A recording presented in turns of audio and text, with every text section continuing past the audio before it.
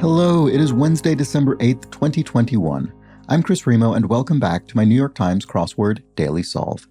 It's a Wednesday puzzle today, midway through the work week, and I suppose just under midway through the difficulty curve. I suppose Wednesday and Thursday sort of split that distinction.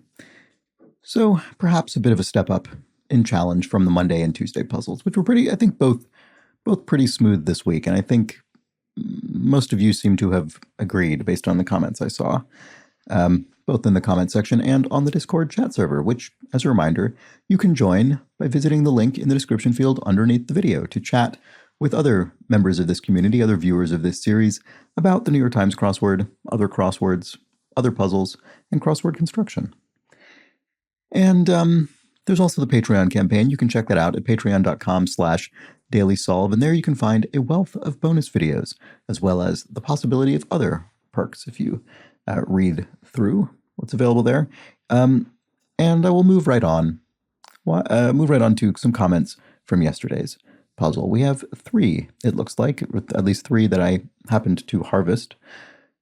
This is one I probably should have learned earlier because it's pretty straightforward.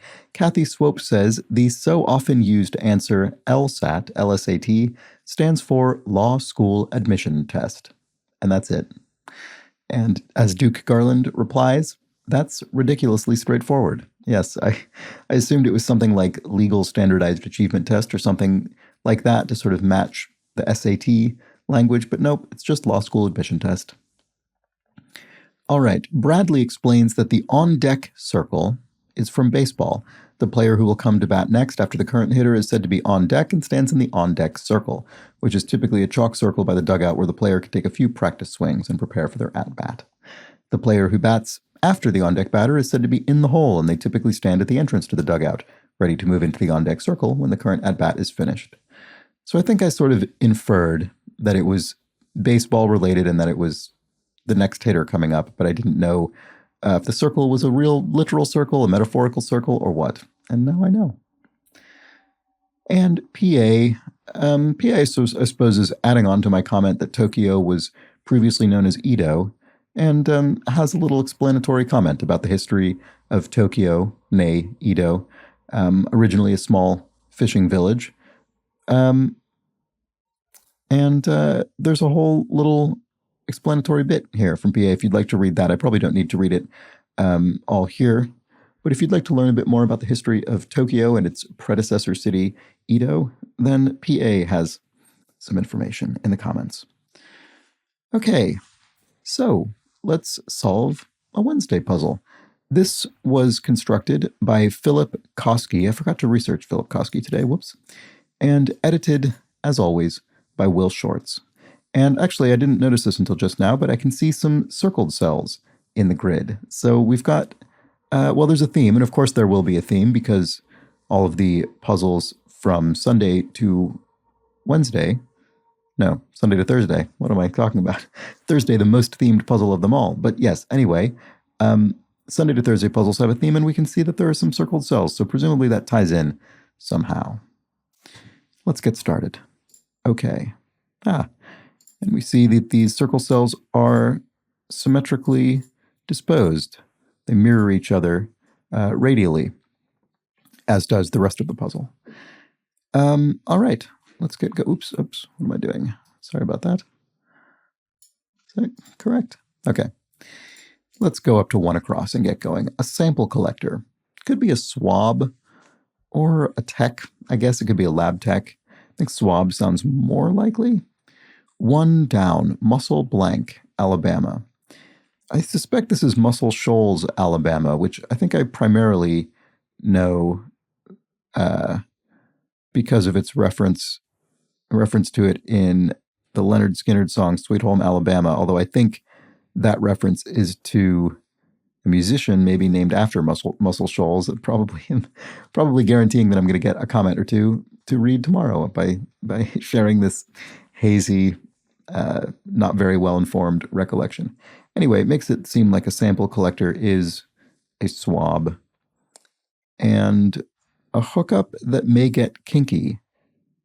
A hose, perhaps. So obviously, this the surface reading of this is something more suggestive, but we've got this question mark that is indicating a pun or a wordplay that we shouldn't take this at face value. And if we read it another way, in this case actually a more literal way, a hose can get a kink in it, and a hose is something that you can hook up. So I suspect it is hose. But let's check the crosses. Marsupial with distinctive cube-shaped droppings. Yeah, what a strange thing. I believe this is a wombat. Wonder how why that is, how that is. Italian alpine cheese, I believe, is Asiago, I believe, is an Italian alpine cheese. And that's more like it. Could be better, I suppose. That's more like it. That's better. And that, yes, we can sort of confirm that with these crosses. 17 across, leave out is omit. To leave something out, you omit it. What intellectual rivals engage in? A battle of words? Does that fit? No, a battle of word. A battle of wits. How about that? Still uses that W. And then, I don't know. I don't see anything really happening with these circles just yet. Maybe they relate to each other in a different way. Yeah, AITS. I'm not sure. I don't see an obvious anagram of those either. Although I guess it is two words. It's. Maybe that's it. Something about articles and pronouns. I don't know. Who knows? Oktoberfest quaff could be a lager. Oktoberfest being the German, I guess Bavarian in particular, beer festival tradition. Like the Tower of Babel in two ways. I see, storied. So in two ways, it is storied. In one sense, it is storied in that there are stories told about it in the Bible. But in the other sense, it is storied because it is very tall. It has many stories. What a U.S. state is named after? Oh, what many a U.S. state is named after. That's more sensible. What many a U.S. state is named after? I'm sorry, this is probably quite obvious to many people. I don't know. And here we have a long time. It could be an era or an eon. I suppose an eon is more literally a long time, whereas an era could be short. It wouldn't have to be a long time. The world's most valuable resource per The Economist. Data, perhaps, I would bet. I think The Economist, the publication, has a particularly good data department and data visualization team, so I suspect that is what they would value or consider to be the most valuable. What chess has that bridge doesn't? What chess has that bridge doesn't?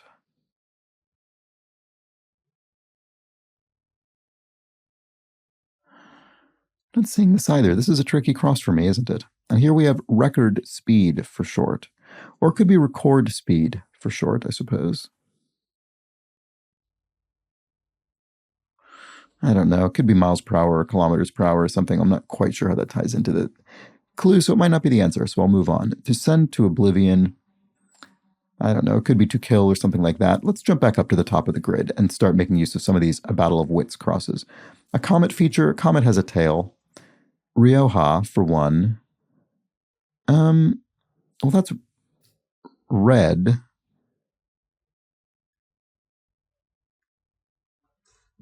And then banjo sound is a twang. Is it wine? I sort of didn't want it to be in English. But it does say 4-1 in English, so maybe that means that, yeah. And here we have a broadcast. Yeah, I guess it is wine, or it seems so, because a broadcaster is an error, a network that airs a television program that broadcasts it. My name is, e.g., could be an intro. So e.g., my name is, for example, that is an example of an introduction. And speaks brusquely could be growls. You can really growl something and speak brusquely. Star Wars droid familiarly would be R2 familiarly. That is my classic stumbling word on this series, I really have to say.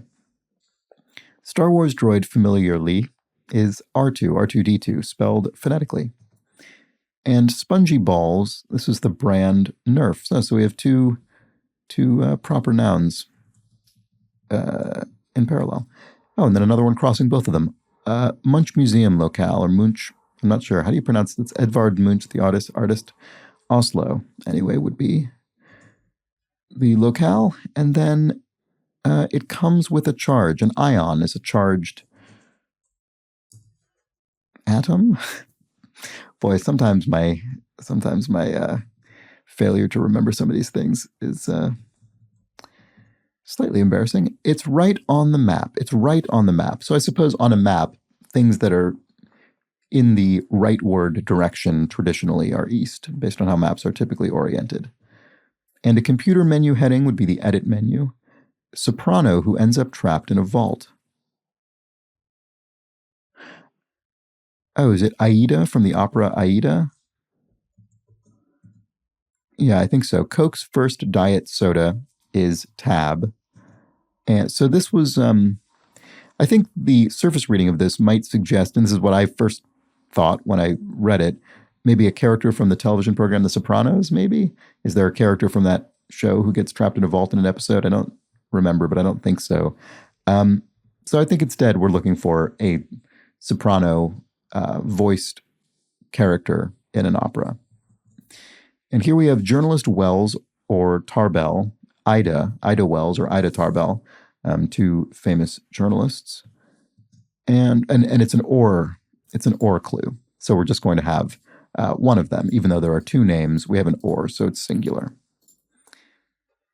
And here we have population beyond the homeland would be a diaspora, sort of spreading of a particular ethnic or national group across the world beyond its own national borders.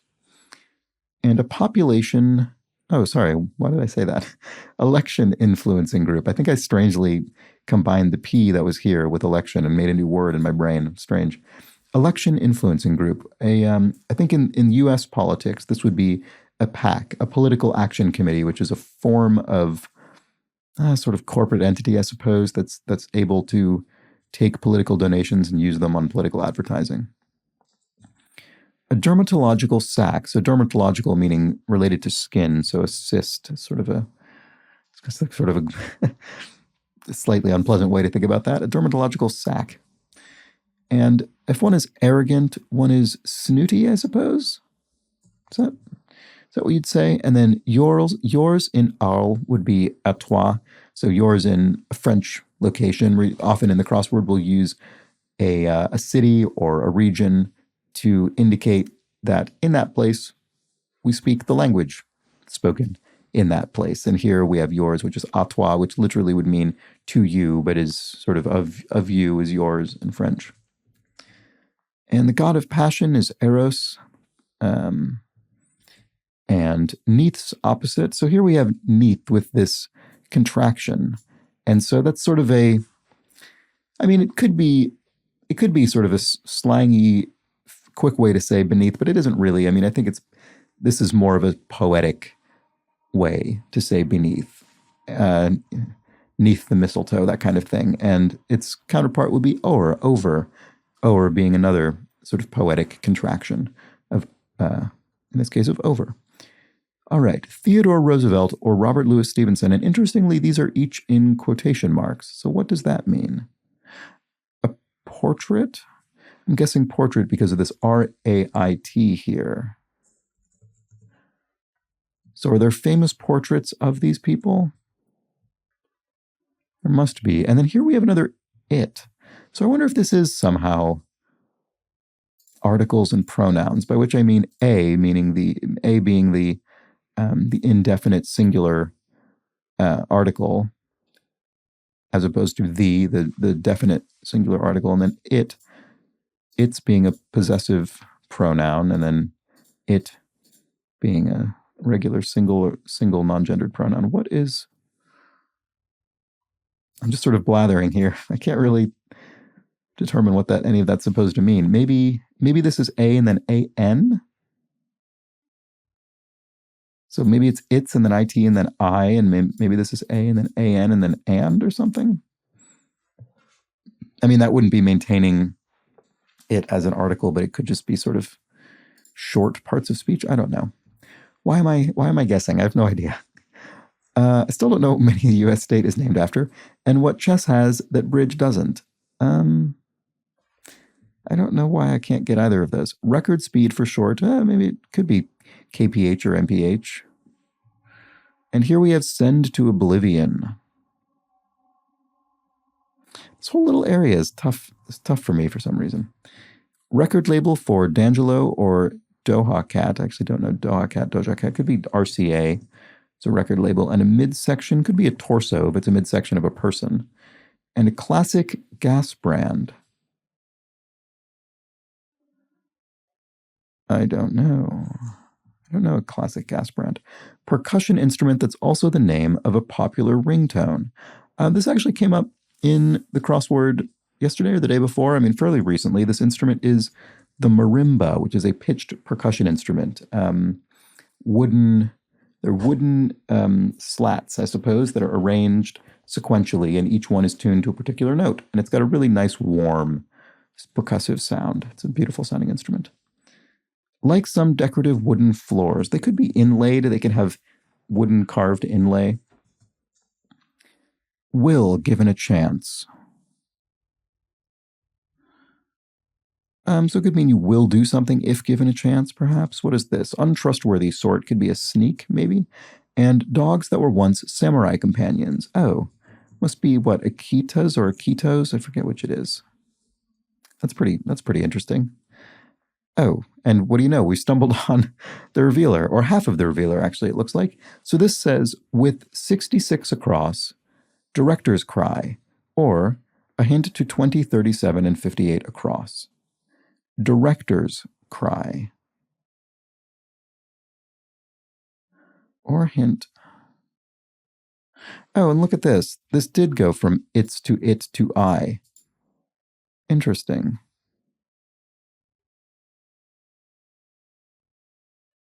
I don't really know what that means. And I don't know what the director's cry is either. There's some real elusive elements in this puzzle for me. So to work without blank, work without a net, is metaphorically used to indicate you don't have safety measures in place. Oh, will given a chance. I see. Mean to. I see. If you were to say, well, I will given a chance, you're saying I mean to. I want to. I just need the opportunity to do so. And, here we have mid-19th century Russian ruler described as autocracy personified.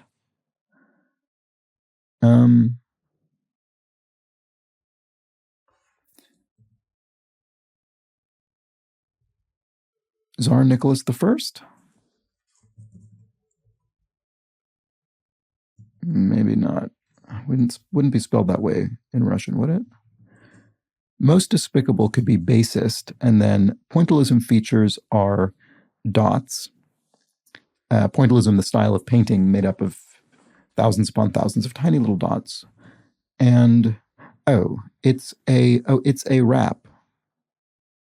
Is that the director's cry? It's a rap? That sounds right. Does that work? So what does that mean? It's a... Oh, I see. I guess this is Tsar Nicholas I. I guess this is the sort of Romanized spelling. So what we're doing, this is a funny little theme. Weird. Okay, I never, I never in a million years would have gotten this with that. Well, I would have gotten it after it was all filled in, but I never would have gotten it based on what I had. Based purely on what I already had in the grid. We're wrapping the word it's around the edge of the puzzle, the way that a word wraps, at the end of a line on a page, for instance, except instead of wrapping down to the next line, we're wrapping back around to the beginning of the line we're already on. So wrapping around like around a cylinder. So here we have I, T, S, and then A. Here we have IT, and then we wrap around for SA, and here we have I, and then wrap around for TSA. And even when I put in Tsar Nicholas I, I thought, TSA, the Transport Security Administration or what? But nope, nothing to do with that. Nothing to do with articles or pronouns or anything. It's just the word. It's just the words it's a wrapped around. That's very funny. There's sort of something anticlimactic about that I sort of enjoy. I mean, it's a are the least operative words imaginable. Out of the phrase, it's a rap is really the only one that has any sort of active meaning. but we're building a whole puzzle theme around the words "it's a." Very good. Okay. So what is this anyway? Theodore Roosevelt of Robert Louis Stevenson. What? I don't know. Oh, Sargent. Oh, Sargent. John Singer Sargent, the portrait, the famous portrait painter. I actually really like John Singer Sargent portraits. I think they're incredibly striking.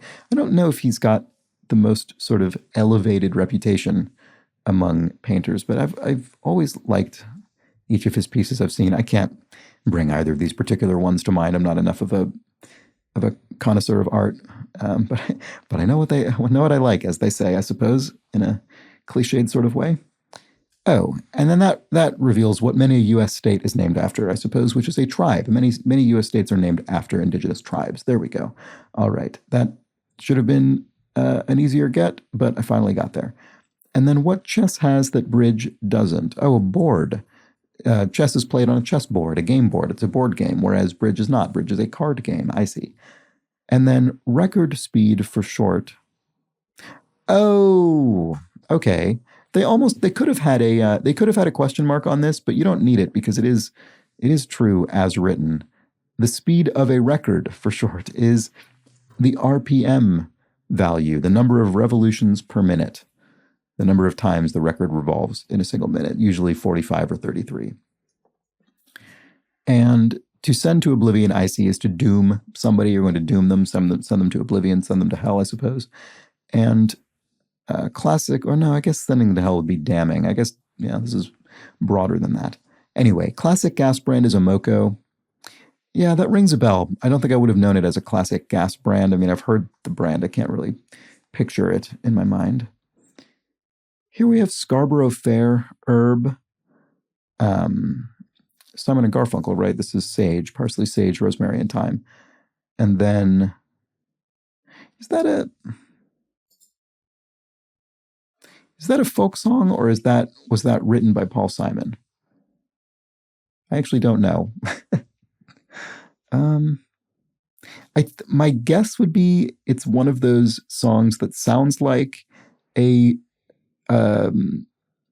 classic folk song, but actually was written by Paul Simon, but I don't know for sure. Sorry, I'm just thinking. No. I'm actually fairly confident it's a traditional folk song, and I was thinking of something else. This is Scarborough Fair, and yes, that is a folk song that was performed by Simon and Garfunkel, but not written by them. Okay, anyway. J-Lo's One-Time Beau. I don't know. Although J-Lo, Jennifer Lopez, who came up in the puzzle yesterday, and I embarrassingly didn't get from the letters E, Z, and then felt silly because I definitely have heard of Jennifer Lopez. Not just heard of, I'm definitely aware of and familiar with Jennifer Lopez. Okay, lot calculation. A lot calculation. I don't know. Lot could be a car lot. It could be a auction lot. Not actually sure. Oh, acre could be a plot of land, maybe. Oh, no, it wouldn't be acre. It'd be acreage would be the calculation, but it could be area. And here we have counter argument. Actress Gadot, Gal Gadot. Fancy drinking glass could be a goblet. Oh, J-Lo's One-Time Beau. Could it be A-Rod? Another celebrity who I'm slightly less familiar with than J-Lo, but I certainly have heard of as well, baseball player. And end of a dean's address. So in this case, end of a dean's web address or email address, edu. And a counter argument is a rebuttal. And a long time is an era. Oh, interesting. So we had long time, and I thought, oh, well, it's probably eon rather than era, because eon means long time, whereas era could be any stretch of time. But then what do you know? Here we had long time, the exact same clue, and it was used to mean era instead. So yeah, more fool me, but that's fine. I guessed correctly the first time, I suppose. Engines with oomph. Engines with oomph. Turbos, I guess, turbo-charged engines. And I guess oomph is sort of guess oomph is sort of a slangy way to refer to this, and so that corresponds to the contraction of turbocharged engine to just turbos. All right, here we have sign of inactivity. Could be rust. And a line on a spine. Oh, the spine of a book, a title, of course. And here we have blank mail with an SN. That would be snail mail, I believe, the sort of counterpart to email now. And tons would be slews. It is interesting that, I mean, it makes sense, but it is interesting that we, I have we haven't seen very many E words recently. They happened more often earlier in this series, strangely enough. I wonder if my constant railing against E words in the early part of this series has somehow karmically caused some kind of reduction in their frequency. Very much doubt that, but there did seem to be more of them a few months ago. Anyway, email is so normal. I suppose email is probably one of the reasons that people append E to other things, or at least New York Times crossword constructors do. But despite being an incredibly cheesy phrase, email, electronic mail, it's funny how ubiquitous it is. And I suppose it's because regular mail really hasn't actually gone away and is quite different to email, I suppose. Whereas something like e-tail for retail, electronic retail, you're kind of doing the same thing you're doing when you're buying things in a store. I mean, they're quite different experiences, but the end result is the same. Whereas the end result of regular mail and email are actually pretty fundamentally different, I suppose, even though they can overlap. Anyway, I don't know what that was all about. Mull with on is chew on. A gendered pronoun. Oh, here's an actual pronoun, which I thought the whole puzzle was going to be about, but it wasn't. Anyway, gendered pronoun would be hers. Get into some hot water is to bathe.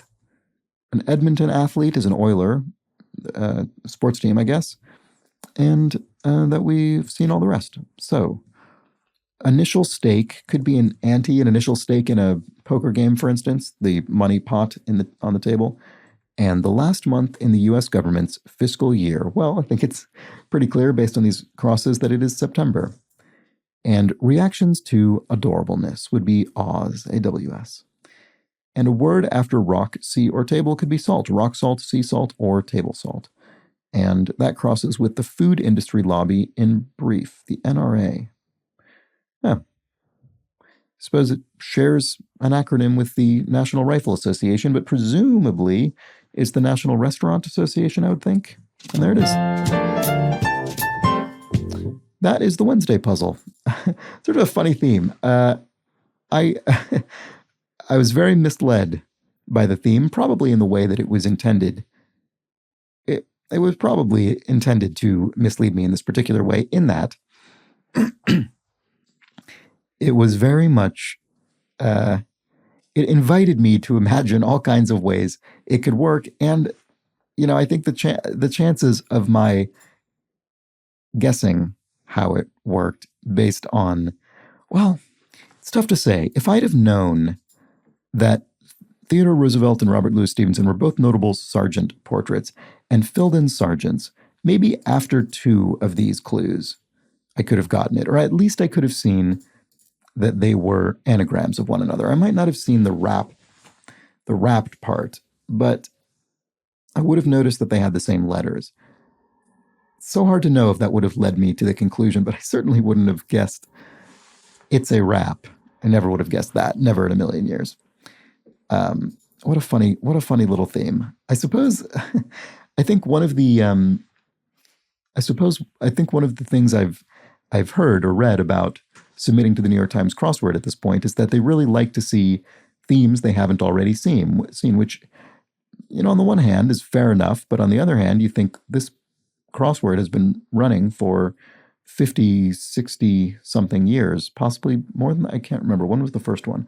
No, it was in the 1940s, actually. So, it's been running for over 70 years, and a lot of the ideas are going to be used. I mean, it's not that you could ever technically run out of ideas, but there are a finite, it's a finite sized grid. There are a finite number of letters, and there is technically a finite number of words in the English language. And so people, I guess, are really incentivized to go further afield and think of theme ideas that are, I mean, I'm sure this has never been done before. It's just so odd. It's such an odd and like I said, sort of anticlimactic theme. I kind of enjoy how sort of nothing it is at the end. Although obviously it is still clever, and it still took construction skill to assemble it, and it results in some pretty. I wouldn't be surprised at all if Sargent Portrait. I wouldn't be surprised if this puzzle were the first time in New York Times puzzle history that the answer Sargent Portrait appeared in a grid. I mean, it might not be, but it wouldn't surprise me at all. And if it is, that would be a pretty direct result, I would think, of trying to service this very odd requirement that this theme throws up. And I kind of appreciate that. And Tsar Nicholas I also needing a word that starts with TSA. I mean, you've pretty much got one choice, really, and it's Tsar. Anyway, I wonder where the idea for this came from for Philip Kosky. I wonder if the theme idea preceded the answers, or if it was the other way around. Anyway, I enjoyed it. I thought that was fun, and I think a fairly approachable solve beyond the theme. Let me know how you felt, how you fared. And that's that. I hope you enjoyed the puzzle. I hope you enjoyed the video. And if you did, please do subscribe. Let's keep that subscriber number marching upwards. It's nice to see. Thank you to everybody who has done so. And if you know someone who would enjoy this series, pass it along. Why not? And if you particularly enjoy the series, then consider heading over to the Patreon campaign and seeing if the rewards strike your fancy. You get a whole wealth of bonus video solves that go up on a weekly basis. And of course, you have access to the whole historical archive of everything that's been published to date. And at a certain level, also everyone in the Patreon campaign gets an additional channel, additional access to the Discord chat server. So check that out as well. You can link your account between Patreon and Discord. And finally, if you contribute at the benefactor level, you not only get the mug, the Let's Check the Crosses slogan mug, which I've heard from a couple more people. It's being sent out, so it's very exciting. You not only get that, you also get recognition at the end of these videos out of my appreciation for your contribution. And today, I would like to thank Overfull Hitbox, as well as always, the inestimable Hood Monster. So thank you, Overfull Hitbox. Thank you, Hood Monster, for your generous recurring contributions. I very much appreciate it. It helps keep this series a sustainable enterprise for me, which is great. I'm very happy that is becoming the case. So with that, I suppose that's it for today. I'll be back, of course, tomorrow to solve the Thursday puzzle, which hopefully has an even wackier and more surprising theme than this one. Although I did find myself pretty surprised by this theme. We'll just have to see. You'll have to come back tomorrow and find out how strange and mystical the Thursday theme is. Anyway, with that, please do have an excellent remainder of your Wednesday. Take care.